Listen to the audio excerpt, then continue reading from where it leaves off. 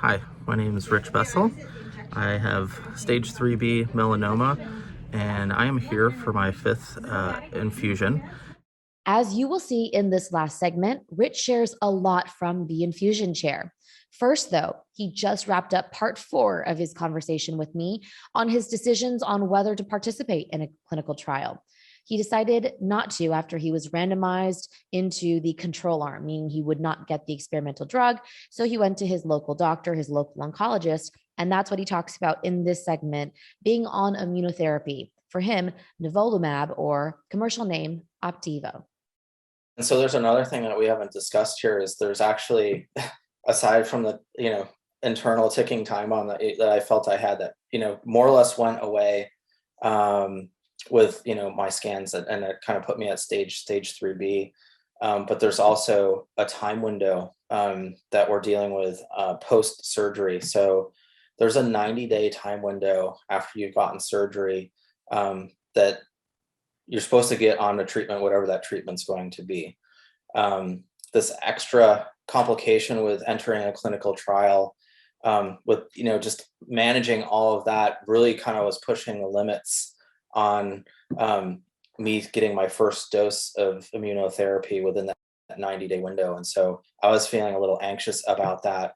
So I was like, look, I need to make a quick decision. Whatever I get randomized into, I need to make that decision very quickly to get started. And so because I got randomized and opted out of the clinical trial, I was kind of back at square one, and I needed to kind of re-enter the world of like the oncology community that was close to where I live to get on schedule and start treatment with my original oncologist where I started right after surgery.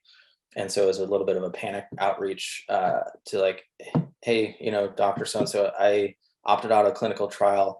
We're getting close to this 90-day window. Can we meet and start to talk about commencing my treatment plan, which they were very responsive on. They had a level of urgency, thank goodness.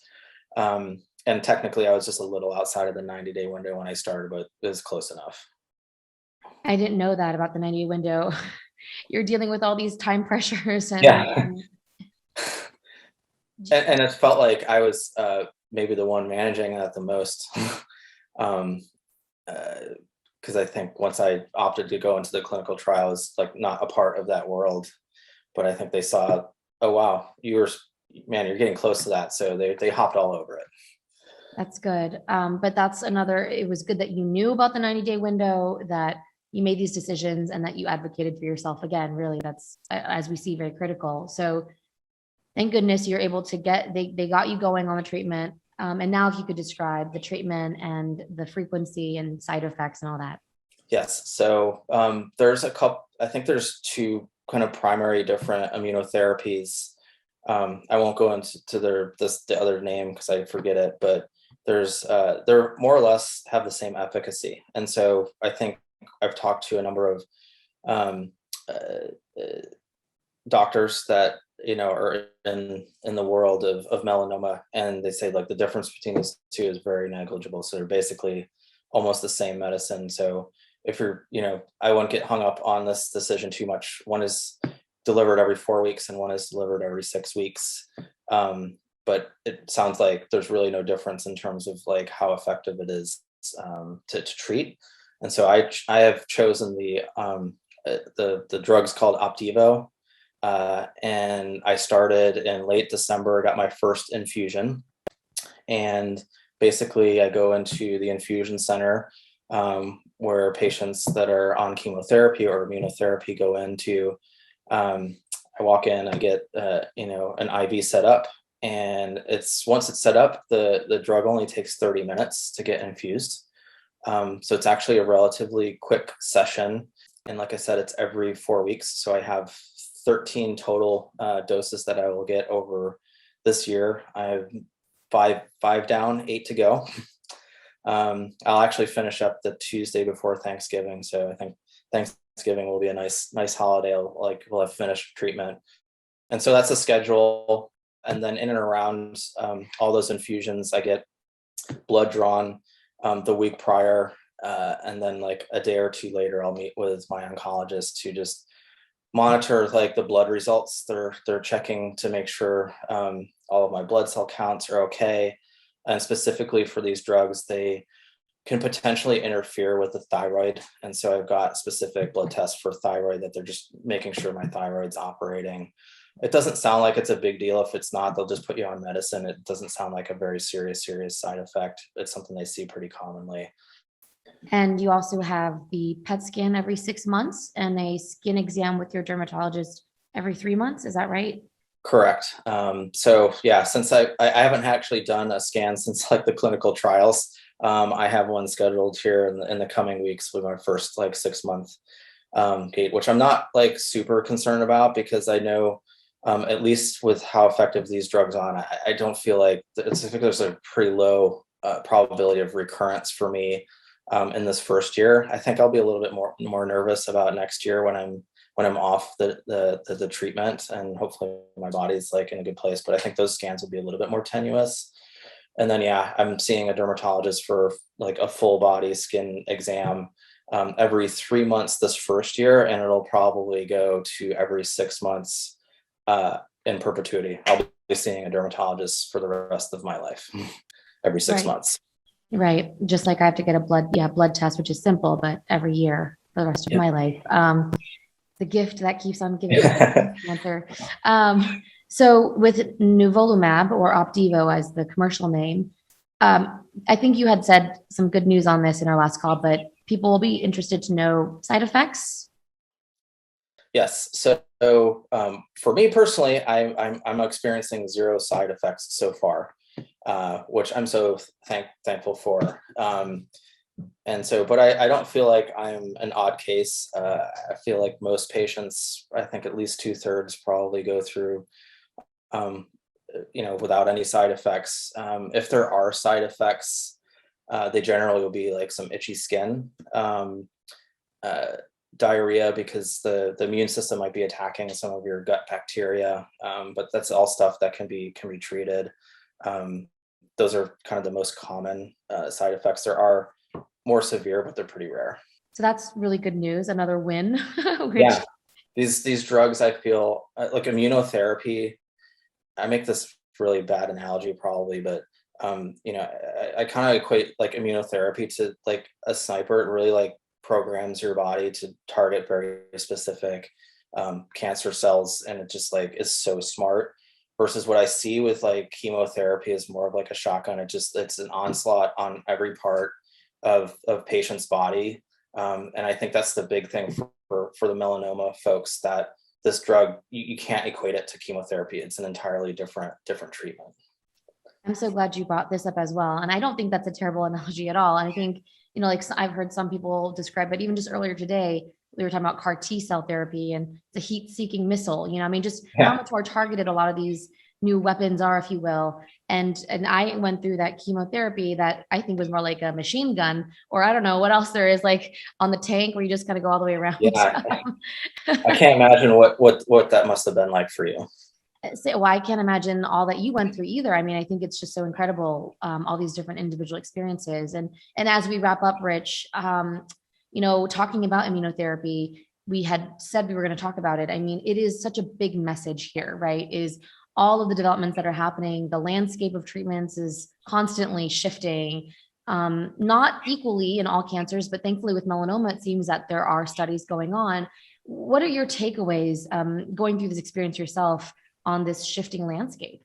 Um, I mean, the word that comes to mind is just grateful. I'm grateful to the science. I've been told like so many times, melanoma in 2022 is so much different than even 2012. Like these therapies and these treatments did not exist back then, and that's where all those Google search like survivability curves are based on the 2012. And so that's why I said before, um, don't look at those. It's all much much improved.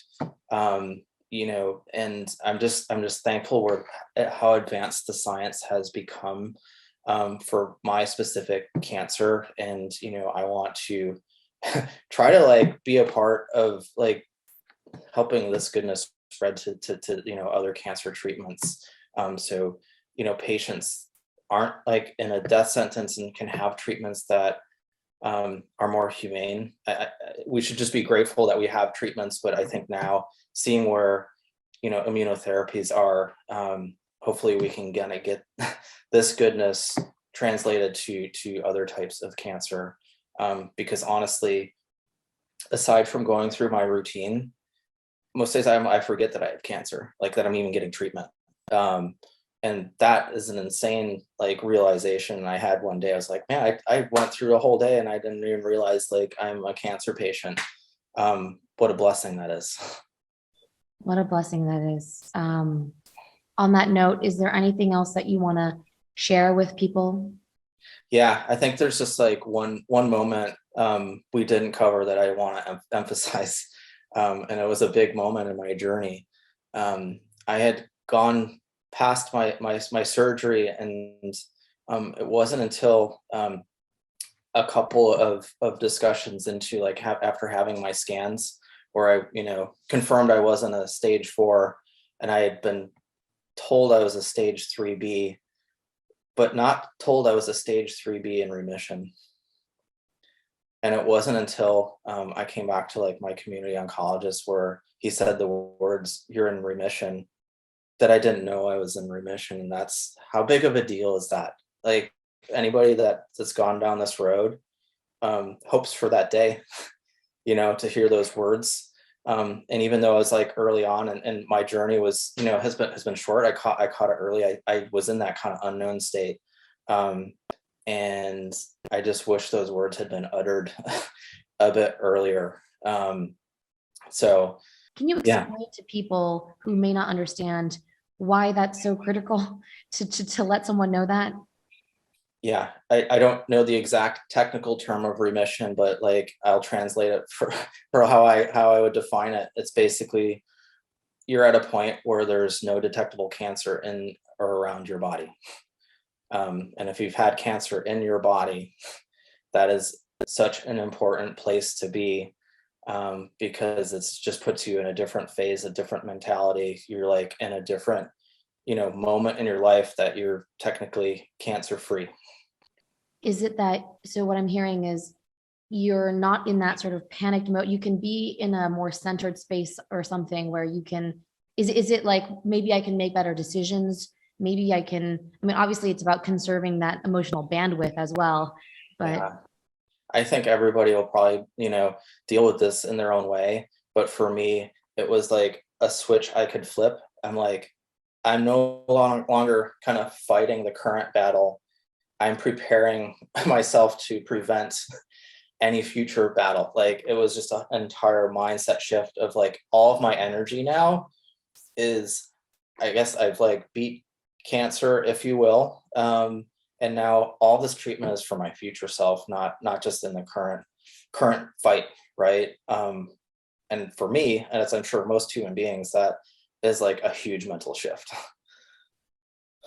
well, thank you for bringing that up. I appreciate it. Thank you for spending all this time. You've dedicated a lot of time to sharing your story today, and I can't say thank you enough, Rich. Well, thank you, Steph. And I just appreciate everything that you're doing on a daily basis to help cancer patients. You're a wonderful human being, and I'm blessed to have gotten to know you, and our lives are intersected. And, I hope we continue to partner together to help cancer patients in the future. Oh, I am definitely, I'm going to take you up on that for sure. And I feel the same way about you. So, Rich, thank you so much. And for everyone who wants to see Rich's full story, head to thepatientstory.com where you'll find human answers to your cancer questions.